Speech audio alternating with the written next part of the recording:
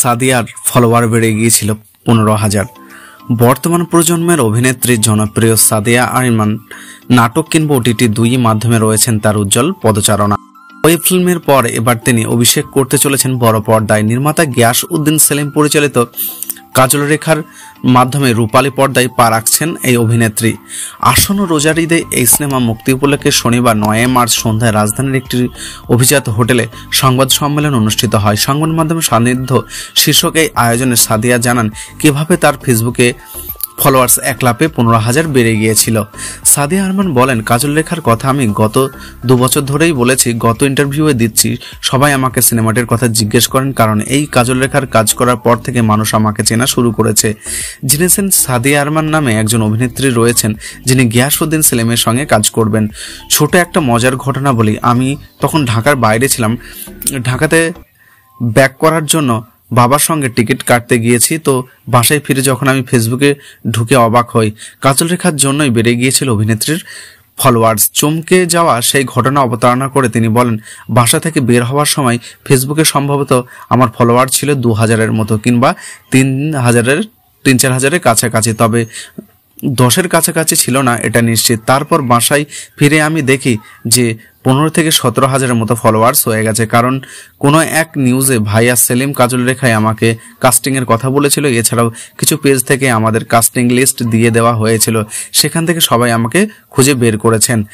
যোগ করে তিনি বলেন যে এর আগে আমার পরিবার বা বন্ধুদের কেউই জানতেন না যে এই সিনেমার বিষয়ে, কারণ খুব ভয়ে ছিলাম। প্রথমবারের মতো একটা সিনেমা করব, কিভাবে এটা সবাইকে জানাবো যে আমি সিনেমা করছি। এইভাবে সবাই জেনেছে যে আমি কাজল রেখায় অভিনয় করেছি। কাজল রেখা অভিনয়ের পর পেরিয়ে গেছে অনেকটা সময়, এরই মধ্যে বেশ কিছু প্রশংসিত কাজে দেখা গেছে সাদিয়াকে। মুক্তি পেয়েছে মায়া শালিক, ইন্টারশিপ, প্রচলিতর মতো জনপ্রিয় কন্টেন্ট। তবে মনপুরা খ্যাত সেলিমের সিনেমায় যুক্ত হওয়ার অনুভূতিটা তার আগের মতোই রয়েছে।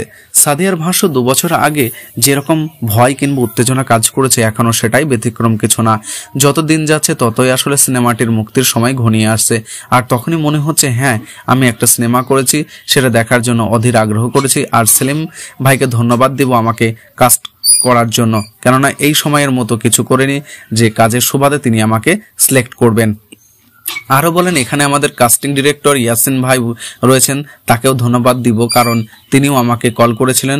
তখন তাকে জিজ্ঞেস করেছিলাম কেন আমি, এখন তো আমি এমন কোনো কাজ করিনি যা দেখে আমাকে ডাকবেন। তখন তিনি বলেছিলেন, ভাইয়া আমার কিছু কাজ দেখে তোমাকে ডেকেছি। সেলিম ভাই প্রথম থেকেই খুব বিনয়ী ছিলেন, এমন গুণী একজন মানুষের সঙ্গে তার সিনেমা নিয়ে কথা বলতে যাব আমার জন্য একটা অন্যরকম অনুভূতি ছিল। তখনও বাসায় কাউকে ভয় কিছু বলেনি। এরপর তো ধীরে ধীরে সিনেমাটি যুক্ত হলাম, পুরো টিমের সঙ্গে কাজের অভিজ্ঞতা অসম্ভব ভালো। প্রসঙ্গত, ময়মনসিংহ গীতিকার পাঠকচিত্রে আখ্যান কাজল রেখা অবলম্বন নির্মিত হয়েছে গিয়াস উদ্দিন সেলিমের এই সিনেমা। নাম ভূমিকায় অভিনয় করেছেন মন্দিরা চক্রবর্তী, আর তার ছোটবেলার চরিত্রে অভিনয় করে সাদিয়া আরমান। সিনেমাটি কঙ্কন দাসীর চরিত্রে অভিনয় করেছেন রাফিয়া রশিদ মিথিলা, এবং রাজার চরিত্রে আছেন পরাণ ও হাওয়া খ্যাত অভিনেত্রী শরীফুল রাজ। খলচরিত্রে দেখা যাবে খায়রুল বাশারকে। অন্যান্য চরিত্রে রয়েছেন আজাদ আবুল কালাম, ইয়েস জাকের, গাইসুল আলম, সায়ন, শাহানা সুমি, ইরফান সেলিম, সুজয় প্রমুখ। আসন্ন রোজার ঈদে মুক্তি পাবে এটি।